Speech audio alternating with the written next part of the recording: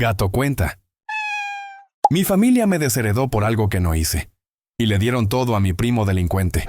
Hola, Reddit. Escribo esto con las manos temblorosas y un nudo en la garganta que amenaza con ahogarme.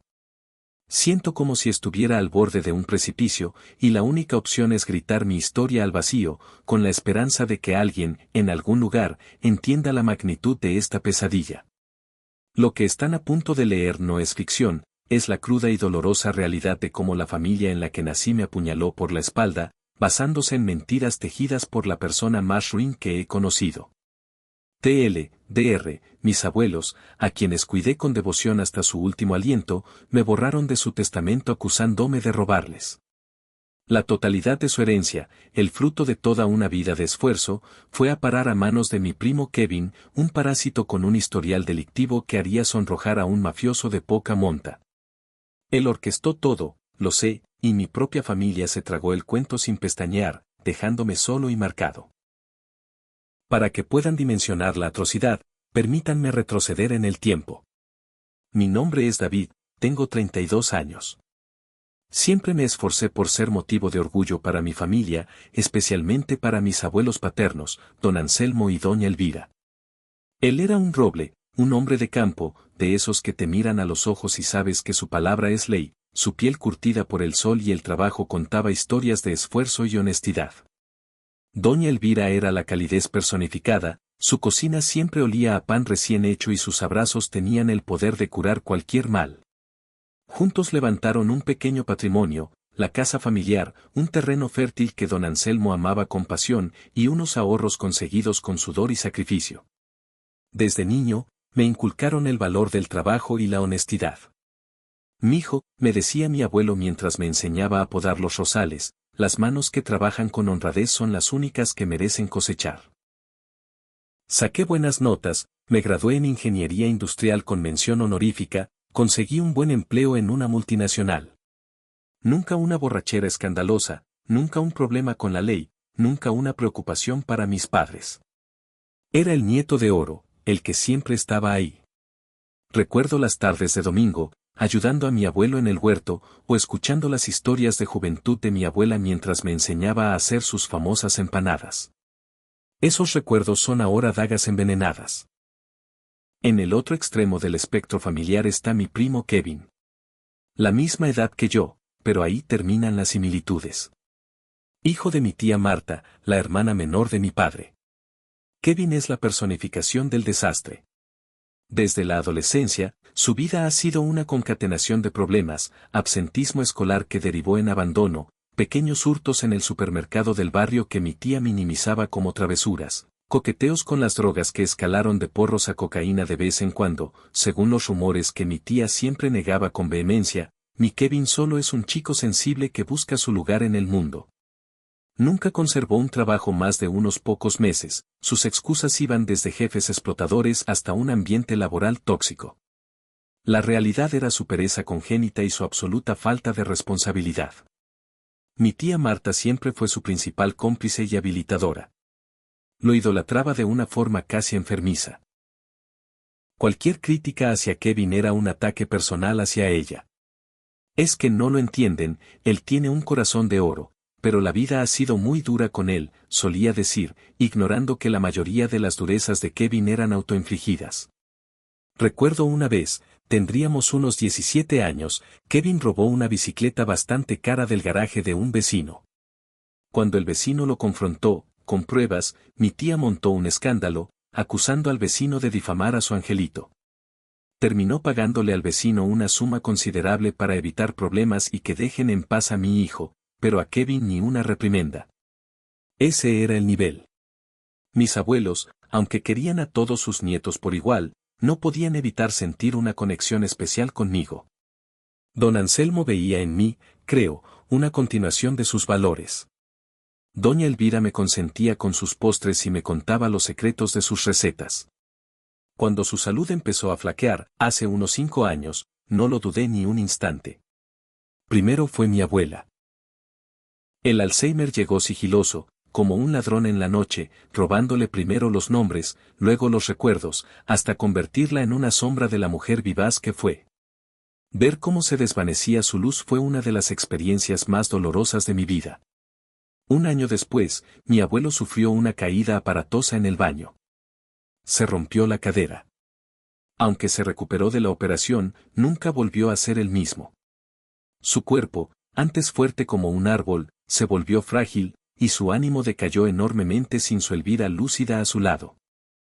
Mi padre, aunque preocupado, es un hombre absorbido por su trabajo y con una incapacidad crónica para manejar los conflictos familiares directos, especialmente con su hermana Marta. Mi hermana, Laura, vive en otra provincia, con su propia familia. Así que, naturalmente, la mayor parte del cuidado recayó sobre mis hombros. Y lo asumí con todo el amor del mundo, aunque no les negaré que fue agotador. Renuncié a un ascenso que implicaba trasladarme, mis salidas con amigos se volvieron inexistentes, mi vida social y personal quedó en pausa. Mañanas de médicos, tardes de administrar medicamentos con horarios estrictos, noches en vela cuando la tos de mi abuelo no lo dejaba dormir o cuando mi abuela tenía episodios de agitación. Les preparaba sus comidas favoritas, adaptadas a sus dietas, les leía el periódico o algún libro de sus autores preferidos. A veces, simplemente me sentaba a su lado en silencio, ofreciendo mi presencia mientras veían alguna telenovela antigua o un partido de fútbol. Hubo momentos duros, de limpieza, de paciencia infinita cuando mi abuela no me reconocía o cuando mi abuelo se frustraba por su dependencia. Pero también hubo momentos de una ternura indescriptible, una mirada de gratitud, una mano apretando la mía. Kevin, mientras tanto, hacía sus apariciones esporádicas, cual estrella de cine visitando a los plebeyos. Solía aparecer los días de cobro de pensión de los abuelos, o cuando se enteraba de que mi tía Marta iba de visita. Su modus operandi era siempre el mismo, llegaba con cara de perro apaleado, contaba una historia lacrimógena sobre una deuda ficticia, una oportunidad de negocio que no podía dejar pasar o algún problema de salud inventado que requería un dinerito extra. Mi tía Marta, con su ceguera selectiva, siempre caía. A veces, lograba convencer a mi abuela, en sus momentos de mayor confusión, para que le diera algo a escondidas del abuelo. Don Anselmo, con el tiempo, se cansó de discutir. A veces lo echaba de casa con 4 gritos, pero otras, agotado y triste, simplemente suspiraba y le daba algo de dinero para que se largara y los dejara en paz. Yo presenciaba estas escenas con una mezcla de asco y furia contenida. Varias veces intenté hablar seriamente con mi padre, con mi tía. Papá, Kevin necesita ayuda profesional, no más dinero. Tía, lo estás perjudicando, necesita asumir responsabilidades. Las respuestas eran predecibles. David, no seas tan duro, es tu primo, él está intentando cambiar, necesita nuestro apoyo, tú tienes tu vida resuelta, no entiendes sus luchas. Me hacían sentir como el malo, el insensible. Hace 6 meses, doña Elvira finalmente descansó. El funeral fue un desfile de hipocresía. Kevin lloró más fuerte que nadie, abrazado a mi tía Marta, ambos representando un papel digno de un Oscar. Yo apenas podía sostenerme en pie, el dolor era físico. Mi abuelo quedó devastado. Se apagó como una vela. Fue entonces cuando Kevin intensificó sus visitas. Vengo a hacerle compañía al abuelito, decía con una sonrisa que a mí me parecía la de un depredador. Comencé a notar cosas extrañas. Kevin pasaba mucho tiempo a solas con mi abuelo, especialmente cuando yo salía a hacer recados o a mi trabajo, conseguí un acuerdo de teletrabajo parcial para poder estar más tiempo en casa de mis abuelos. Le oía hacerle preguntas sutiles, abuelito, ¿y usted dónde guarda los papeles importantes? ¿Tiene algún recuerdo de valor de la abuela que quiera conservar en un lugar seguro? Mi abuelo, con la mente cada vez más nublada por el dolor y la edad, a veces respondía con una ingenuidad que me partía el alma. Alerté a mi padre. Papá, Kevin está actuando raro, está muy interesado en las cosas de valor. Mi padre, como siempre evitando el conflicto, me dijo, hijo, no seas paranoico. Seguramente solo intenta asegurarse de que todo esté en orden por si le pasa algo al abuelo. Es normal que se preocuparse. Kevin no se había preocupado por nadie más que por sí mismo en toda su maldita vida. Mi abuelo falleció hace un mes. Un suspiro final en una mañana gris. Sentí una tristeza infinita, pero también un extraño alivio al saber que su sufrimiento había terminado, que ya estaba reunido con su Elvira. El funeral fue una repetición del anterior, con Kevin acaparando el protagonismo del doliente principal. Y entonces, la semana pasada, llegó el día de la lectura del testamento. Nos reunimos en la notaría del licenciado Ramírez, un hombre adusto y amigo de toda la vida de don Anselmo, mi padre, mi tía Marta, mi hermana Laura, que había viajado para la ocasión, Kevin y yo. El ambiente era tenso.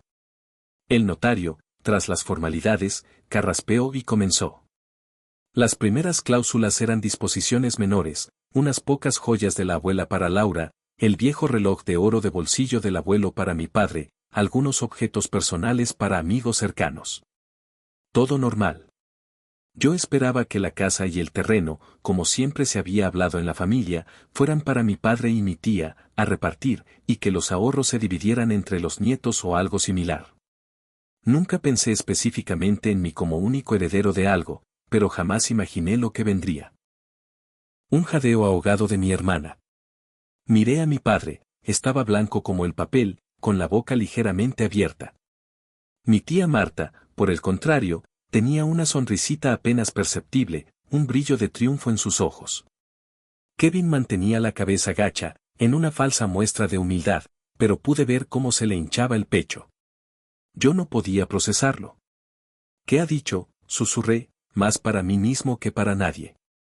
El notario, sin mirarme, continuó con una frialdad que me heló la sangre, asimismo, y con profundo pesar, dispongo la expresa desheredación de mi nieto David, mi apellido completo, por causas de indignidad que me han sido fehacientemente demostradas y que han supuesto la más dolorosa de las decepciones.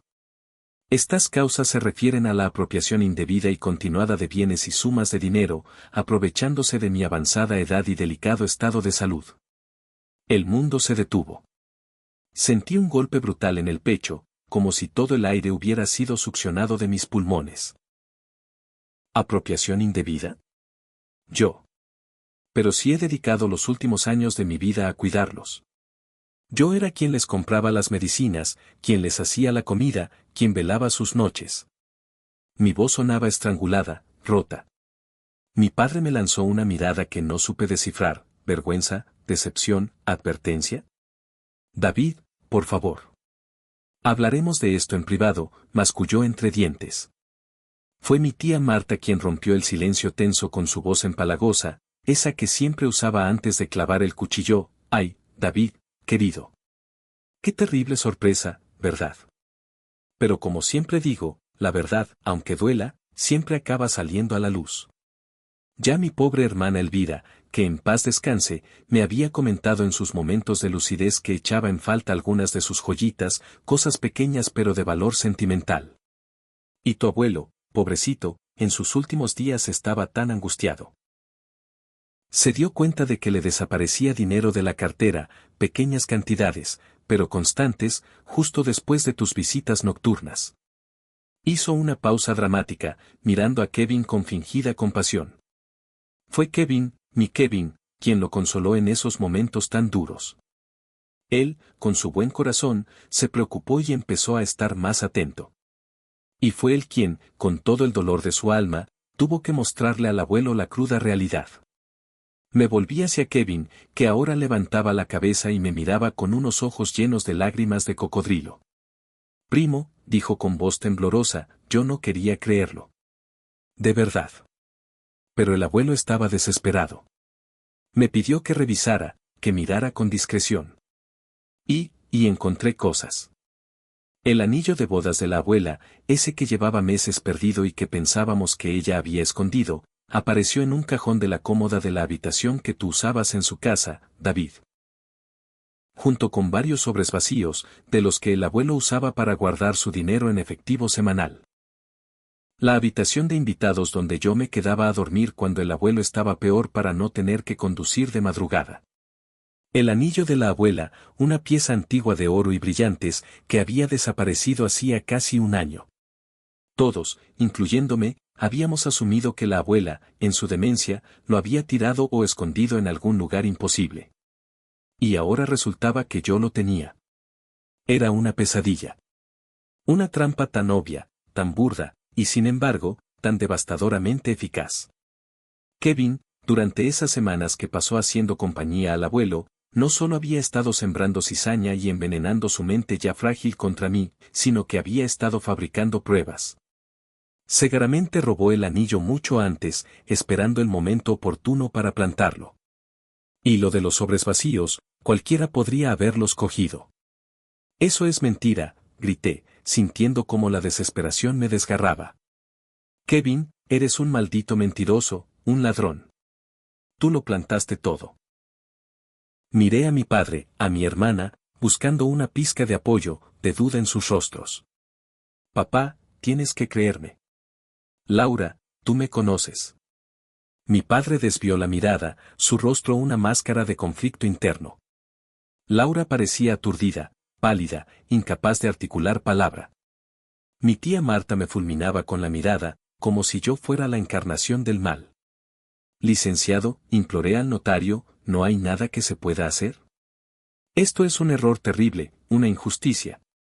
El licenciado Ramírez me miró por encima de sus gafas, con una expresión que mezclaba lástima profesional y una firmeza inquebrantable.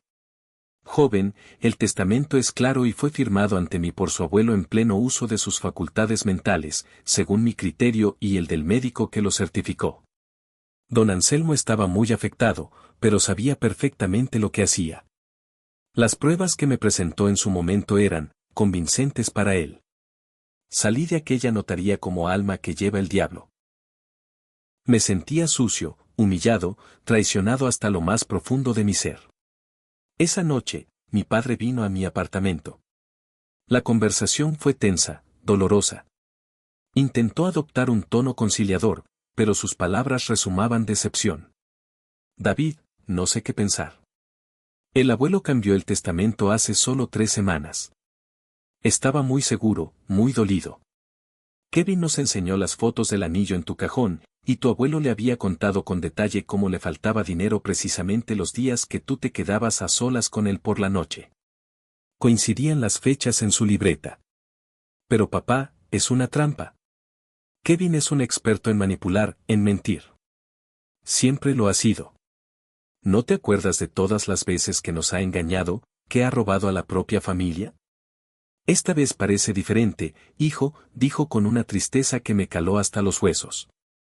Hay pruebas. Y tu abuelo no era tonto. Si él llegó a esa conclusión. Quizás te viste apurado de dinero, no lo sé. Quizás fue una tentación. ¿Tentación? Papá, estás escuchando lo que dices. He sacrificado mi carrera, mi vida personal, por ellos. ¿Y ahora me acusas de robarles unos míseros billetes y una joya? La rabia me cegaba. La conversación terminó en un portazo. Me dejó claro que, aunque le doliera, se inclinaba a creer la versión respaldada por el testamento de su padre.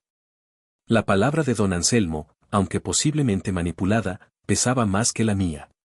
Desde ese día, mi vida se ha convertido en un infierno kafkiano. La mayoría de mi familia me ha dado la espalda. Recibo miradas de reproche, silencios acusadores. Las llamadas telefónicas a mis tíos y primos no son devueltas. Mi tía Marta se ha encargado de esparcir la historia, adornándola a su gusto, pintándome como un monstruo desagradecido que se aprovechó de la vulnerabilidad de 2 ancianos. Ella ahora es la heroína, la madre del salvador del patrimonio familiar. Y Kevin, el infame Kevin ya ha tomado posesión de la casa de mis abuelos. Lo he visto desde lejos. Entra y sale con la arrogancia de un nuevo rico. Ha empezado a hablar de reformas y de vender rápido para invertir en un proyecto muy prometedor.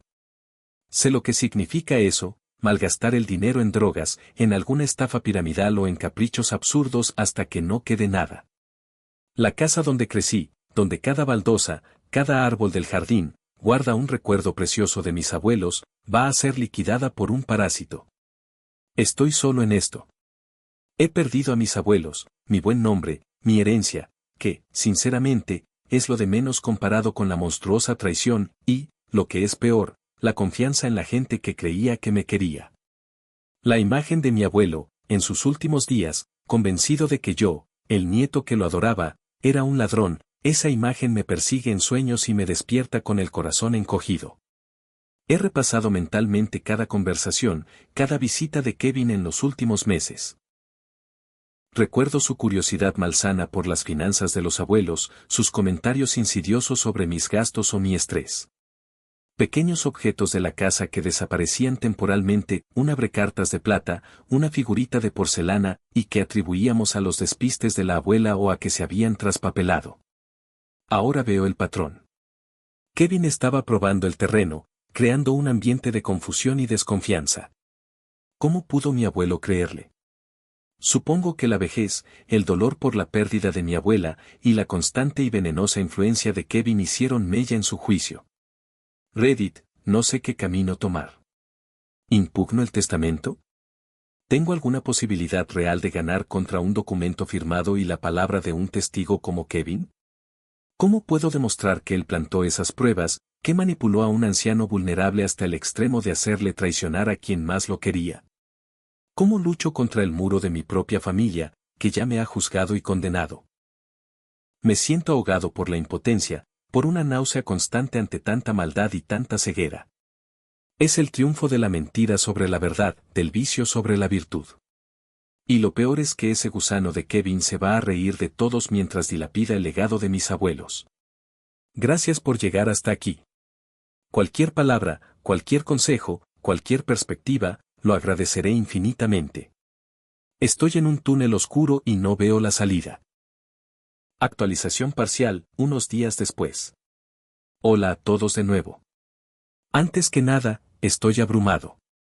No esperaba esta avalancha de apoyo, de mensajes privados, de consejos tan bien intencionados y útiles. Leer sus experiencias y sus palabras de aliento me ha dado un respiro en medio de esta asfixia. Muchos, muchísimos, me han instado a buscar asesoría legal de inmediato. Y eso hice. Ayer mismo tuve la primera consulta con un abogado especializado en derecho sucesorio, el licenciado Gutiérrez, recomendado por un colega del trabajo. Un hombre mayor, de aspecto serio pero con una mirada astuta. Escuchó mi relato con atención, sin interrumpirme, tomando notas. Cuando terminé, se quedó en silencio unos instantes, con los dedos entrelazados sobre su escritorio. David, comenzó con voz grave, su situación es, por desgracia, más común de lo que la gente cree. La influencia indebida sobre personas mayores vulnerables es un problema real y muy difícil de combatir una vez que el testamento está firmado y el testador ha fallecido. Si su abuelo fue declarado competente por un médico en el momento de la firma, y el notario dio fe de ello, tenemos una batalla cuesta arriba.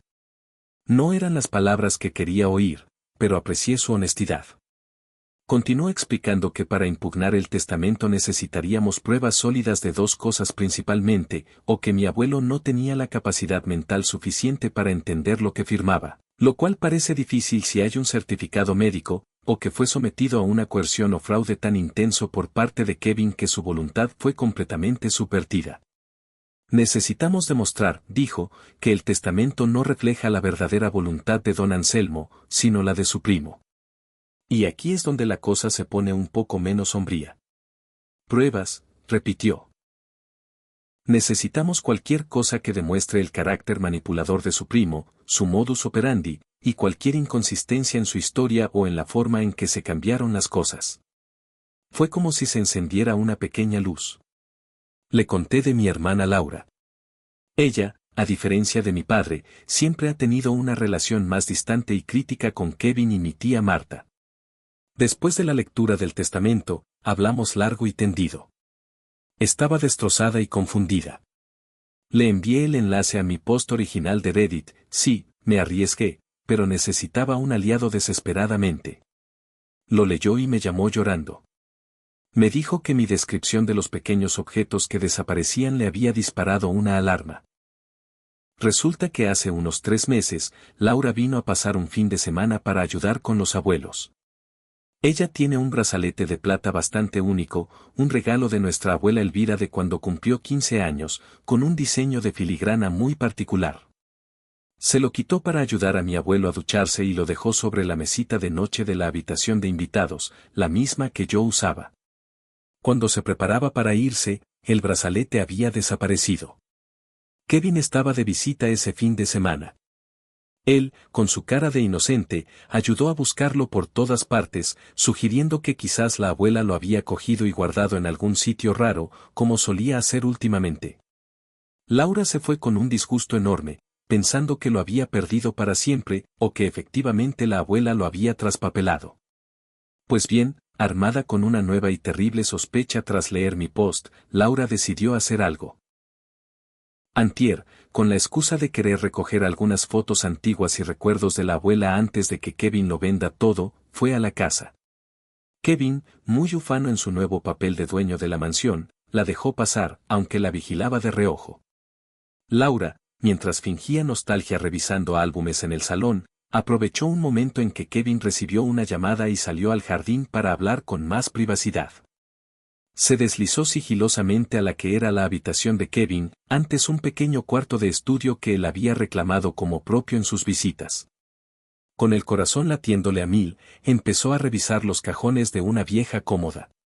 Y allí, debajo de un montón de camisetas de fútbol desgastadas y paquetes de tabaco, encontró su brazalete de plata. Le temblaban las manos, pero tuvo la sangre fría de sacar su móvil, tomar varias fotografías del brazalete en el cajón, asegurándose de que se viera parte de la ropa de Kevin y algún detalle que identificara la habitación. Incluso activó la geolocalización de las fotos. Luego, volvió a colocarlo todo como estaba y salió de allí sin levantar sospechas.